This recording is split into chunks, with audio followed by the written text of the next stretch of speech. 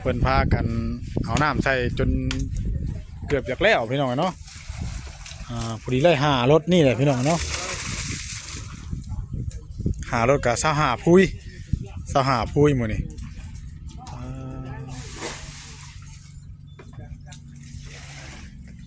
ลมแห้งเนาะทั้งผ้าสีแดงๆนั่นมันล่มเลยพี่น้องเนาะเบิ่งได้พี่น้องบ่เห็นบ่แนมไปทางพุ่นนะทั้งผ้าแดงๆนั่นมันมืดดำกึ่มนี่มีที่มีสีแดงๆนิดนึงเลยแม่นล่มเลยพี่น้องล่มแห้ง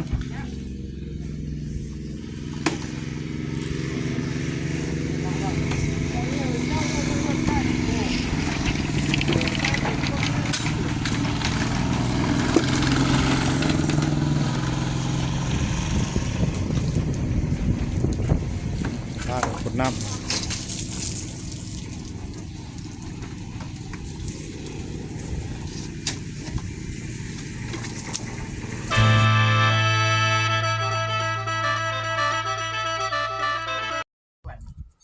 พี่น้องเนาะสบายดีพี่น้องเลยสบายดีเบิร์ดสุคน FC พี่น้องเดินทางมาแต่ หาทางไอ้แก้วกับน้องเบยพี่น้องเนาะแข่งฟ้าแข่งฝนไปถือว่าฝนตกรัดทางสังเกตเบื้องรถกะพี่ว่าอะไรพี่น้องผูหน้าแดงหน้าดำมาผูทั้งบ้านกะตกเลยพี่น้องเนาะผูผ้าแดงทางบ้านโทรมาทางภรรยาวันลมแห้งเนาะ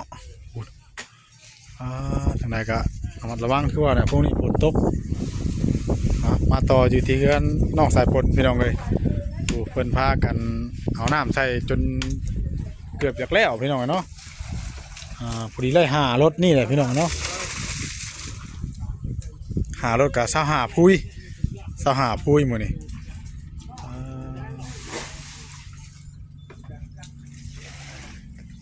ลมแห้งเนาะทั้งผ้าสีแดงๆนั่นมันล่มเลยพี่น้องเนาะเบิ่งได้พี่น้องบ่เห็นบ่แนมไปทางพุ่นนะทั้งผ้าแดงๆนั่นมันมืดดำกึ่มนี่มีที่มีสีแดงๆนิดนึงเลยแม่นล่มเลยพี่น้องล่มแห้ง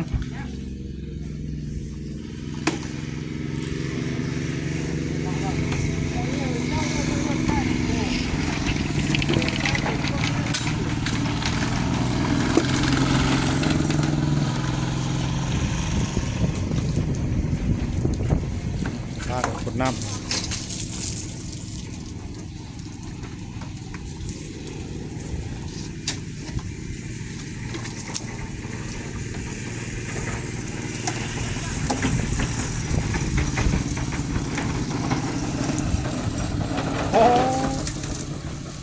เด็กมันจะดู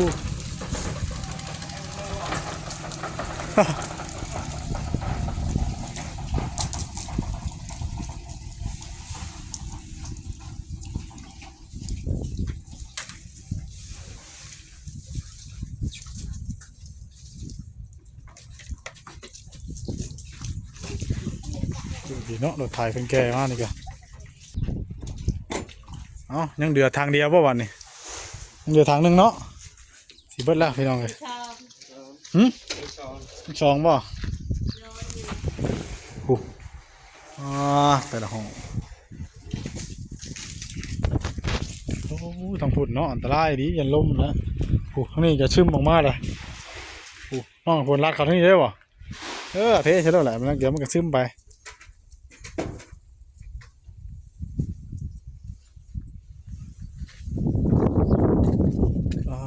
เนาะพี่น้องไปเนาะเป็นห่วงทั้งผู้บ้านได้ผู้ทั้งผ้าแดงมือฝนแล้วฝนตกแห้งเลยนะลมผัวเมื่อกลับเมื่อนี่เธอเนี่ยจะได้ไปจับอึ่งด้วยทางบ้านเพื่อกันเลย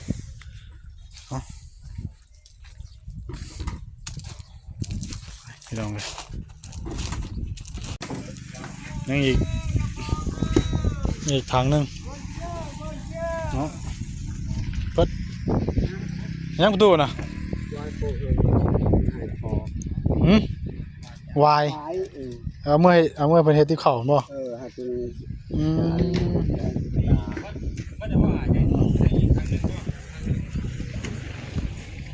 ลายที่ประตูถือว่าเป็นเทกันจนแล้วพี่น้องเนาะมันก็เฮ็ดเวียกกันแล้วมันนี่แต่เราเทพืชมาเนี่ยแห่ทรายก็มาเป็นที่เรียบร้อยแล้ว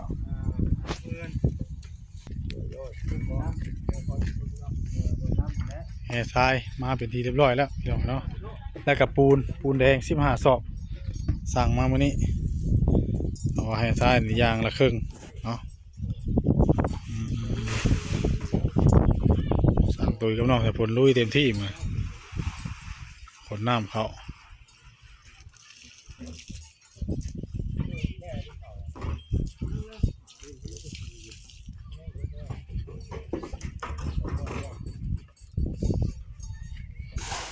หลังจากจบคลิปนี้ก็จะได้ขอตัวกลับบ้านแล้วพี่น้องเนาะเป็นห่วงทั้งลูกทั้งเมียภรรยาเนี่ยเพิ่นว่าลมแห้งฝนสิตกว่าซั่นในเมืองทางบ้านพุ่นลม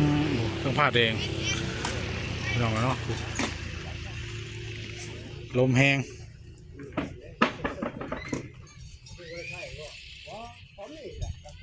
ให้อีกทางสุดท้ายบ้านนี่ เนาะถือว่าอากาศมันบ่ฮ้อนปานใดอย่างหลายๆนี่เนาะคือว่าฮ้อนไปน้ำอาบน้ำไปน้ำคือว่าแหล้ว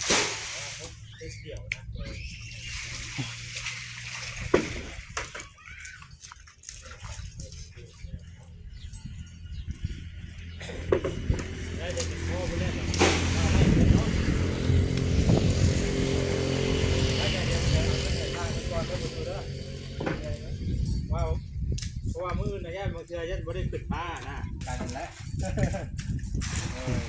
ปล่อยกันเบิ่งๆมื้อนี้กันเนาะ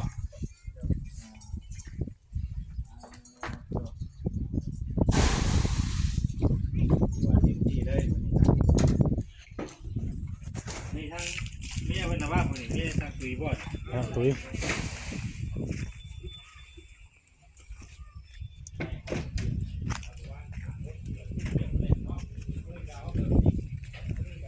เปียกม่วงก็เริ่มแตกแล้วพี่น้องเนาะรักษาเริ่มประตูเด้อบัดนี้เด้อบ่ให้เข้ามันยังเข้าเด้อมันกำลังแตกใหม่ได้เห็นบ่นี่กำลังแตกใหม่เด็กกำลังแตกเริ่มใหม่เลยนี่ปลูกติดบ่ล่ะจะมีชื่อว่าแบบเขาจอดเอาหนานเนาะมันแตกจอดเอา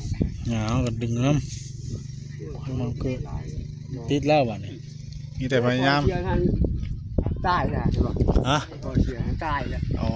เสียอีกดูสิหายมันยาวเขาก็พันนกถอนน้องนั่นอยู่แล้วเสียเอาเช่นหน่อย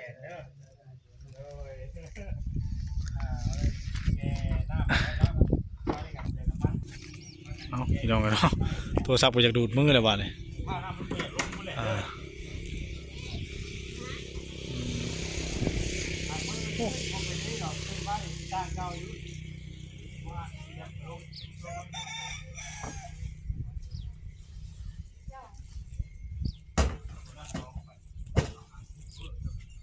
เรียบร้อยบ้านนี่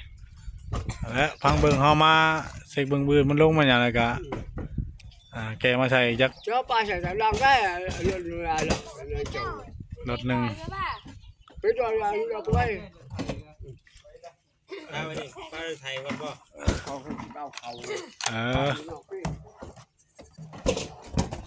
โบเฮียทางคนเงินอะไรหมดแล้วเรียบร้อยพี่น้องเนาะเมื่อแต่ปี700,000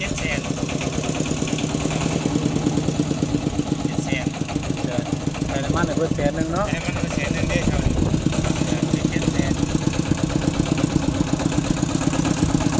แล้วก็ใส่กันแล้วเขาคุยรถเนาะเก๋ได้เน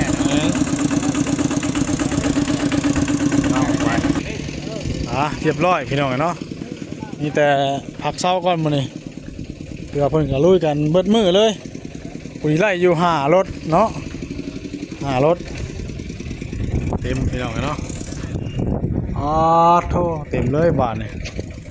5 รถแล้วน้ำมันก็เริ่มคอยซึมลงเนาะอ่างน้ำไหลมันซึมลงเบิดคืนนี่ก็สิพออยู่ดอกพี่น้องเนาะ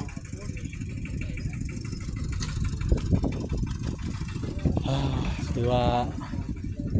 ฟ้าบนก็ตกพี่น้องเนาะไปขาน้องเบยก็ได้แก้วเพิ่นก็ดีใจน้ำเพิ่นพี่น้องเนาะถือว่าสิมีดินมีดอนเป็นของตัวเองเนาะผ้าแดงโอ้ยยันลมเลยพี่น้องเนาะเอามื้อหน้ามื้อไหนก็สิเข้าไปอัปเดตแสดงความดีใจน้ำเพิ่นทั้งไอ้แก้วเพิ่นนะเพราะว่าทั้งบ่าวพรบ่าวหล่าเพิ่นก็สิดำเนินการเรื่องตกลง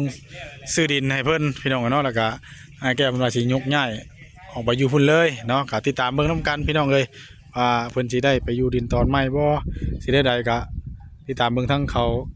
บ่าวหล่าบ่าวพรเนาะเพราะว่าพุ่งบอลเผยก็โดนๆได้ขึ้นได้เข้าไปเพราะว่าถนนหนทางนี่ก็ยากพี่น้องลำบากเนาะโอ้รถเข้าไปก็มีแต่นั้นเนาะแต่เบิ่งทางหน้าพี่น้องเนาะพากันแข่งฟ้าแข่งฝนลุยน้ำไปก็ทั้งบ่อเซียนเนาะไปหาทั้งน้องอาเวยก็บ่อยู่ชับเนาะลบหันลบหนีอยู่เลยพี่น้องเอ้ยโอ้ไปใช่พี่น้องเนาะสำหรับที่นี่ก็ขอขอบคุณ FC พี่น้องเบิดทุกผู้ทุกคนทุกท่านเนาะที่เข้ามาติดตามเป็นกำลังใจให้ทางบอลเพยเนาะรับชมแต่ต้นจนจบฝากกดไลค์กดแชร์กดติดตามเป็นทั้งแห่งใจนี่เด้อพี่น้องเอ้ยกลับเมื่อก่อนบ้านนี่พี่น้องเอ้ยผู้ทั้งพุ่นทั้งบ้านกับพุ่นตกเนาะไปบ้านนี่พี่น้องกลับบ้านแล้วอยู่ดีไม่แห้งเบิดสุขคนทุกท่านเด้อเนาะจงมีความสุขความเจริญสุขภาพร่างกายแข็งแรงอายุมั่นขนยืน